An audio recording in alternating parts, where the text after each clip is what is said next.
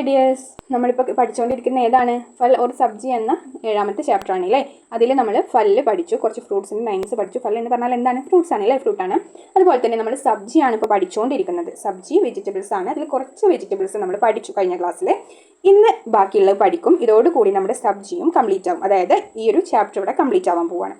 അപ്പോൾ നമുക്കിന്ന് പഠിക്കാൻ പോകുന്ന സബ്ജിയാണ് ഇവിടെ കൊടുത്തിട്ടുള്ളത്. ഏതാണ്? മഠർ. മഠർ എന്ന് പറഞ്ഞാൽ എന്താണ്? പീസ് എന്നാണ് കേട്ടോ. പീസ് എന്ന് പറഞ്ഞാൽ പയർ അല്ലേ. ഇവിടെ പിക്ചർ കൊടുത്തിട്ടുണ്ട്. അപ്പം നമ്മൾ എന്താണ് പീസിന് ഹിന്ദിയിൽ പറയുക? മഠർ എന്നാണ്. അപ്പം അതെങ്ങനെ എഴുതും എന്നൊന്ന് നോക്കാം.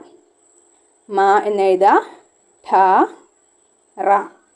ഓക്കെ, മഠർ. ഇങ്ങനെയാണ് മഠർ എന്ന് എഴുതുക. മഠർ എന്ന് വെച്ചാൽ എന്താണ്? പീസ്, പയറാണ് അല്ലേ. അപ്പോൾ ഇത് പഠിച്ചു വെക്കുക കേട്ടോ. എന്തായാലും ഈ ഒരു ഹിന്ദി നെയിം നിങ്ങൾ പഠിച്ചിട്ട് വെക്കണം. ഹിന്ദി നെയിം വെറും അത് മാത്രം പഠിച്ചുകൊണ്ട് കാര്യമില്ല, എന്താണ് അതിൻ്റെ മീനിങ് എന്നുള്ളതും കൂടെ മനസ്സിലാക്കിയിട്ട് വെക്കണം. അപ്പം ഇനി നെക്സ്റ്റ് സബ്ജി നോക്കിയാലോ. എന്താണ്? ബൈങ്കൻ. ബൈങ്കൻ എന്ന് പറഞ്ഞാൽ എന്താണ്? ബ്രിഞ്ചലാണ് അല്ലേ. ബ്രിഞ്ചൽ വഴുതനയാണ്. വഴുതനയ്ക്ക് നമ്മൾ എന്താ ഹിന്ദിയിൽ പറയുക?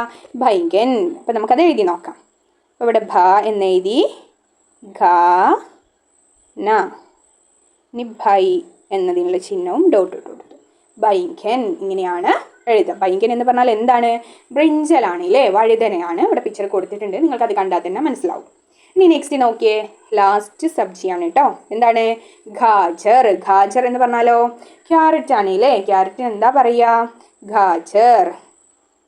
ഇതോടെ ചെറിയൊരു സ്പെല്ലിംഗ് മിസ്റ്റേക്ക് വന്നിട്ടുണ്ട്. ഇത് സി ആണ് കേട്ടോ. ഓക്കെ, സി ആണ് വരിക.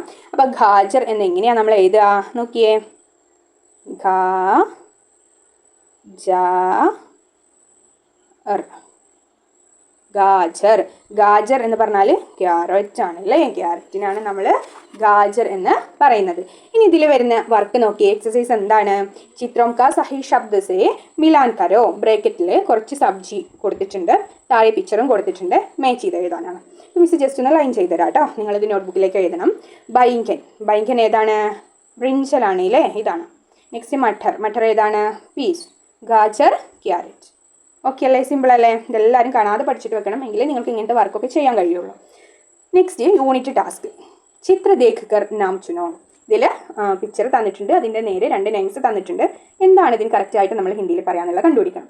അപ്പോൾ നോക്കിയേ, ഫസ്റ്റ് തന്നിട്ടുള്ളത് ബ്രിഞ്ചലാണ് അല്ലേ. ബ്രിഞ്ചലിന് നമ്മൾ എന്താ പറയുക? ബൈങ്കൻ അല്ലേ, ബൈങ്കൻ.